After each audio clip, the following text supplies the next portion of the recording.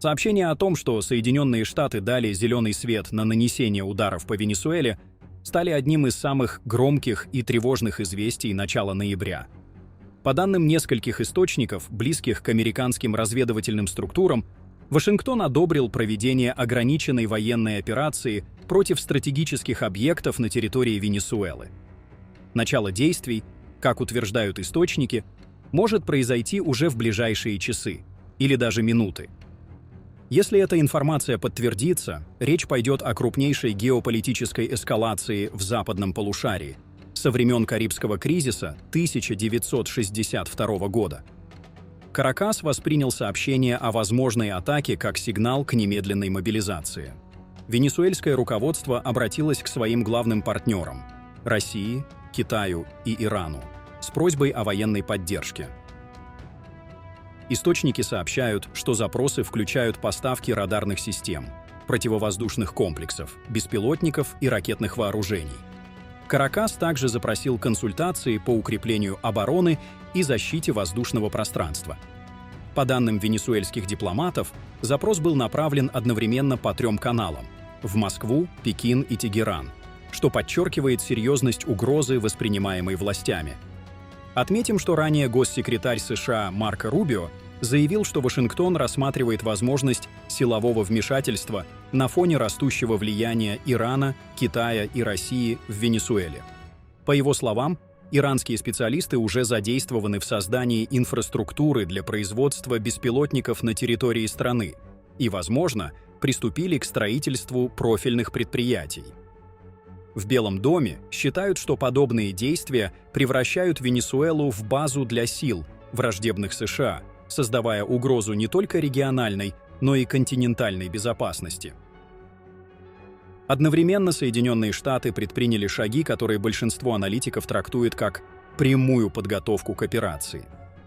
С 1 ноября 2025 года по 31 марта 2026 года власти США полностью закрыли воздушное пространство у побережья Пуэрто-Рико под формулировкой «по особым причинам безопасности». Подобная мера применяется исключительно в период крупных военных учений или при угрозе проведения военных действий. По данным Newsweek, это решение связано с вероятной подготовкой ВВС США к возможным ударам по Венесуэле. На фоне этих событий президент Николас Мадуро направил Кремлю личное послание, в котором просил срочной военной помощи. Венесуэла запросила у России поставки модернизированных самолетов, радарных комплексов, а также систем ПВО, способных отслеживать стратегические бомбардировщики и беспилотники большой дальности. В письме Мадуро подчеркивается необходимость совместных действий по укреплению обороноспособности страны и предотвращению внешней интервенции. Однако возможности союзников Каракаса ограничены. Россия, погруженная в собственный военный конфликт и находящаяся под беспрецедентным санкционным давлением, вряд ли способна оперативно оказать существенную помощь. Китай, несмотря на стратегическое партнерство с Венесуэлой, избегает прямой конфронтации с Вашингтоном и действует крайне осторожно. Иран, находящийся под угрозой израильских ударов и внутреннего напряжения, также вряд ли рискнет открыто вмешиваться. Таким образом, Венесуэла фактически оказалась одна перед лицом возможного удара. Однако нужно отметить, что по информации некоторых инсайдеров из Кремля, в последние недели в Каракас, столицу Венесуэлы, резко увеличился поток тяжелых транспортных самолетов из России. Источники сообщают, что рейсы идут преимущественно с военных аэродромов на юге и в центральной части страны, и на борту доставляются комплексы противовоздушной обороны, предназначенные для защиты столицы Венесуэлы и ключевых объектов государства от возможных ударов США. Собеседники утверждают, что в Венесуэлу отправляются не отдельные батареи, а целые дивизионы, включая радиолокационные станции, системы управления и средства ПВО средней дальности. В результате некоторые российские части на западе и юге страны временно лишаются штатных систем ПВО, что вызывает недовольство среди офицеров и командования среднего звена. Тем не менее, по словам инсайдеров, Кремль считает эти риски оправданными. Политическое руководство России намерено продемонстрировать всему миру, что Москва всегда поддерживает своих союзников, независимо от географии конфликта. Для минимизации рисков собственные направления ПВО частично перебрасываются из восточных регионов страны, где ситуация более стабильна, а также на вооружение передаются новейшие комплексы, только что сошедшие с конвейера. По словам источников, для Владимира Путина это вопрос принципа и имиджа. Россия не может позволить США демонстративно наказать лояльного партнера в Латинской Америке, особенно в момент, когда мировая аудитория внимательно следит за каждым шагом. Тем временем американская военная активность в регионе заметно усилилась. Военнослужащие Тринидада и Тобаго, где расположены подразделения США, получили приказ о немедленном возвращении в части. В небе над Карибским бассейном были замечены стратегические бомбардировщики Б-2H Stratofortress, самолеты управления ядерными силами И-6Б Mercury и разведывательные РС-135 в Rivet Joint. Одновременное появление этих машин фиксируется крайне редко и обычно свидетельствует о повышении уровня военной готовности.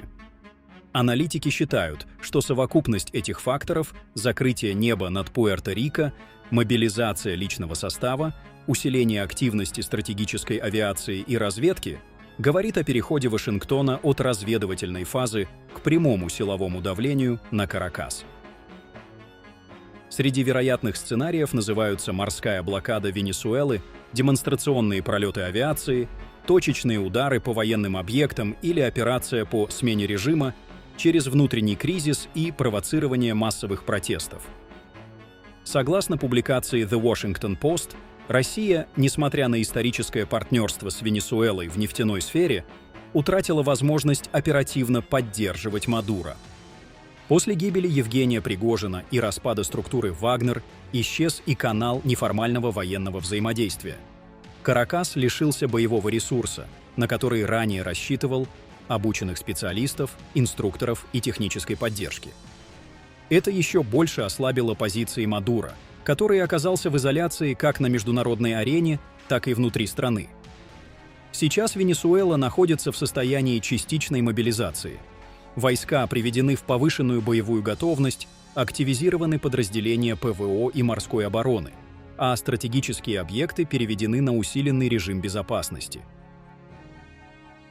По данным из Каракаса, на некоторых военных базах проводится эвакуация гражданского персонала, а вблизи столичных районов зафиксировано перемещение техники и личного состава.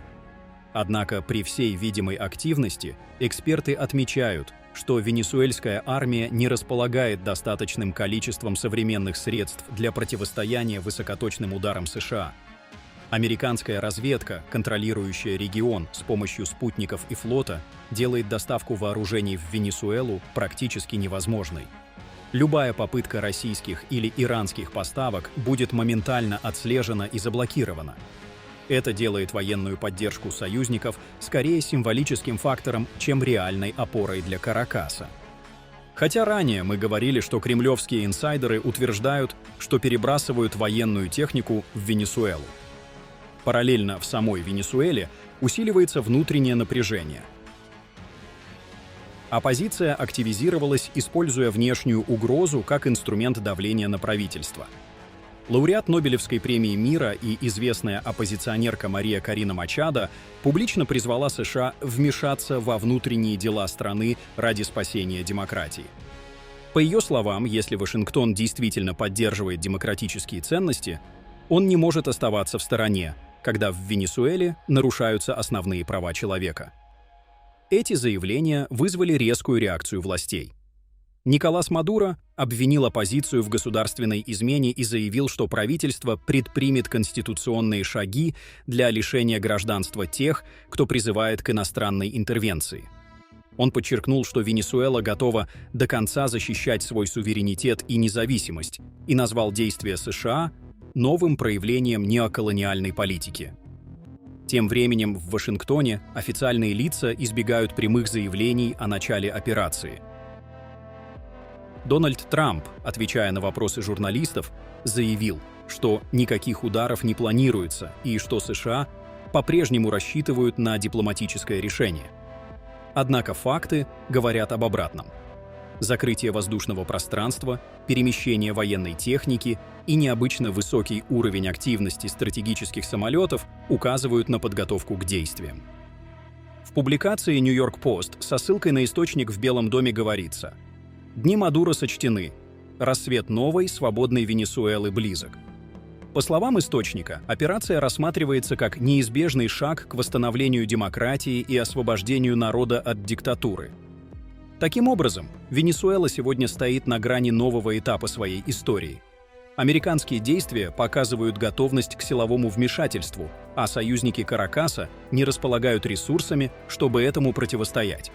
Мировое сообщество, занятое конфликтами в Европе и на Ближнем Востоке, вряд ли сможет оперативно отреагировать.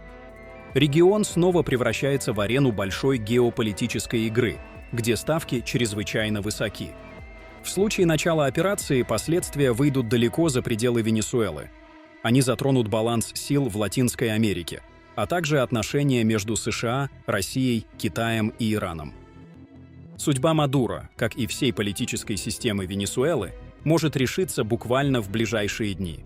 И если прогнозы западных СМИ окажутся верны, в регионе может начаться новая эпоха. Эпоха, в которой Вашингтон попытается вернуть себе полный контроль над Карибским бассейном.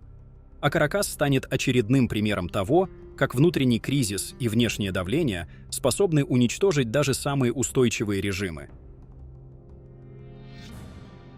Делитесь своим мнением в комментариях и оставайтесь с нами, чтобы не пропустить самые важные новости.